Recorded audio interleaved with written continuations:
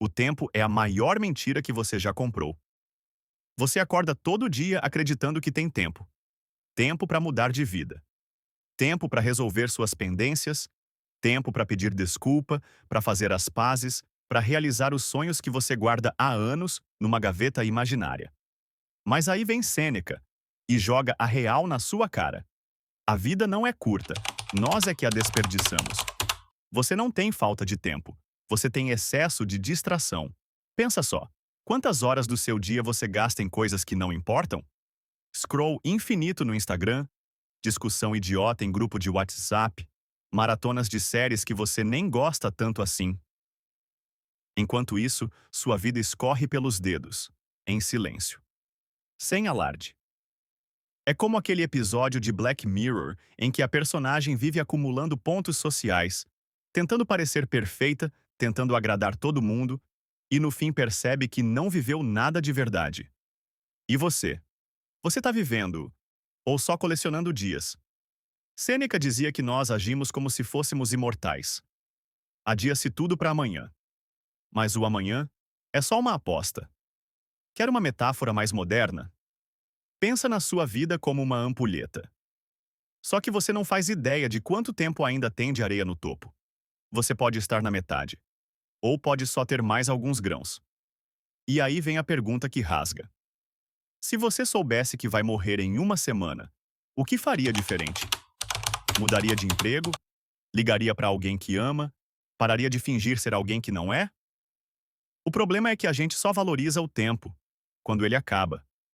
Igual quando você perde alguém, ou recebe um diagnóstico, ou quase morre num acidente.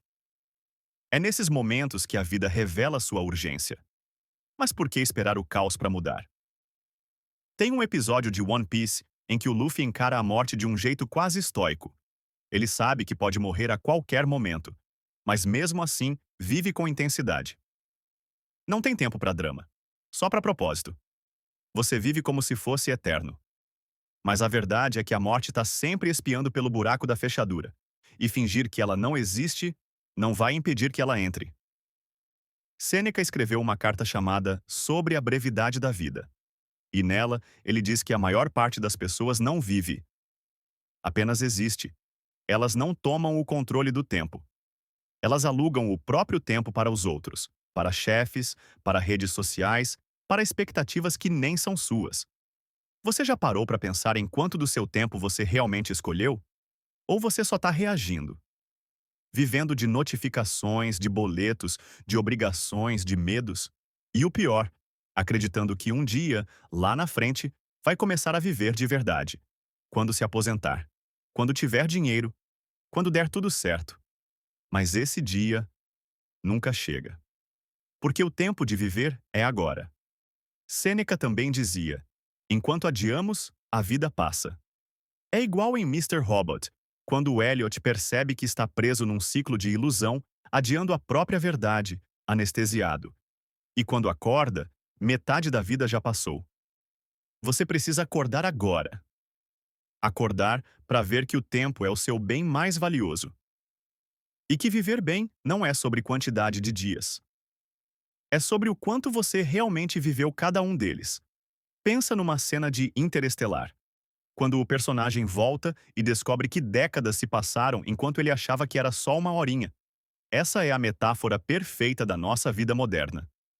A gente acha que está no controle, mas o tempo corre, escapa, foge, e quando você se dá conta, já foi. Quer saber o que é viver de verdade? É estar presente. É cortar o que não faz sentido. É parar de esperar o momento perfeito e fazer o agora valer.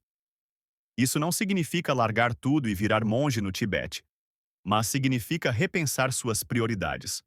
Você prefere mais horas de trabalho ou mais horas com quem você ama? Você prefere agradar os outros ou viver sua verdade? No anime Death Parade, os personagens descobrem o valor da vida só depois da morte. E é tarde demais. Você ainda tem tempo, mas não sabe quanto. Então, o que vai fazer com ele? Sêneca dizia: apressa-te a viver bem e pensa que cada dia é, por si só, uma vida. Viva como se fosse morrer amanhã, porque um dia você vai. E quando esse dia chegar, a única pergunta que vai importar é: você viveu ou só passou pela vida?